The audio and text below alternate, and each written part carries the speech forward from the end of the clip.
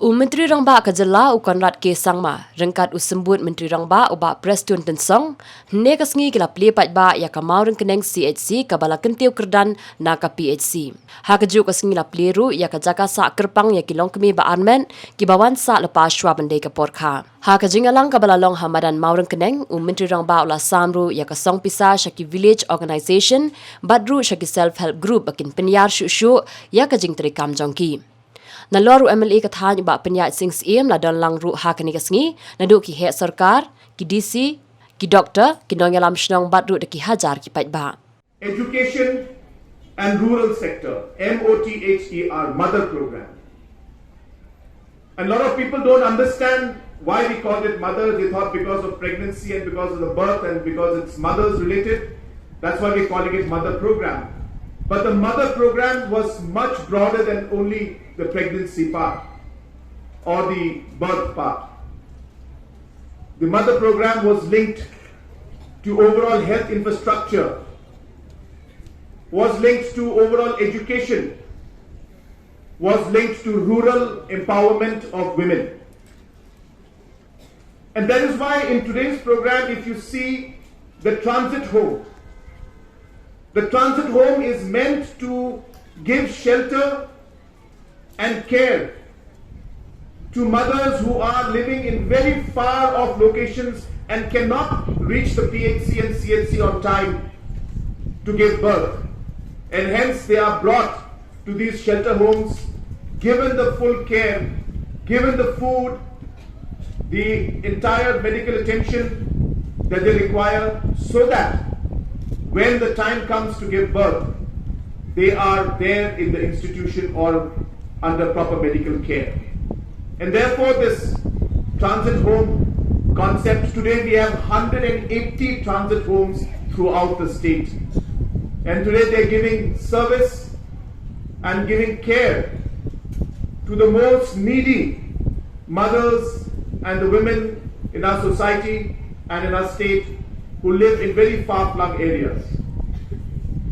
The upgradation of the PHC to the CHC is also meant to give the necessary medical manpower, the necessary facilities to upgrade the overall health services to be given to the people, not only of Mawryngkneng area, but throughout the state, where almost close to 300 crores is being invested to uplift the overall health infrastructure of the facilities in different parts of the state.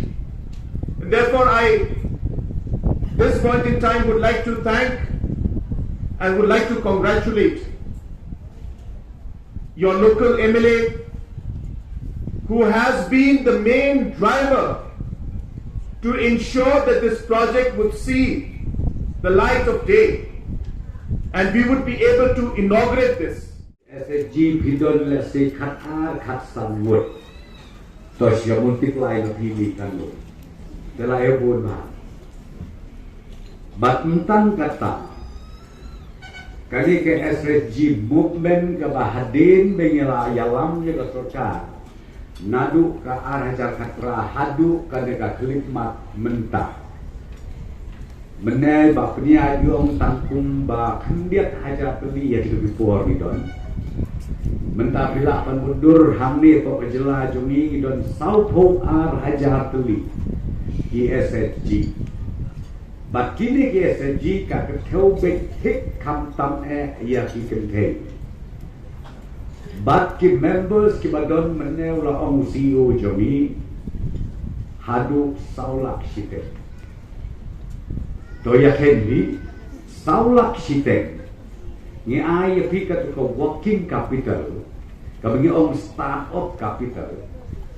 Nang ta syusyu ni ay kataka revolving fund, Rangbah jo ki village organization, klalong kejikir ku ka crowd, ya ki Paidbah maksud senong jom kejela mekla jadi baru. Banula iba Rangbah SSG Rangbah kita ki VEC itu ki jing bela cispasni hakadin bak sarkar ka penkelai ki guidelines katukan ni bangin ai ka bor ka bakambun syakilong kami dengan dai dan burung sisa. Ngak konstruksi la jongru ki babun ki sekretari diisi ki de ki kenthe. Bro sekata bayat Rangbah ke jingken kambiang. Tang susim kelong kemis sanaya ru ki adai. Hek ke jingken gam kade ban biang, ladam biang klep dia.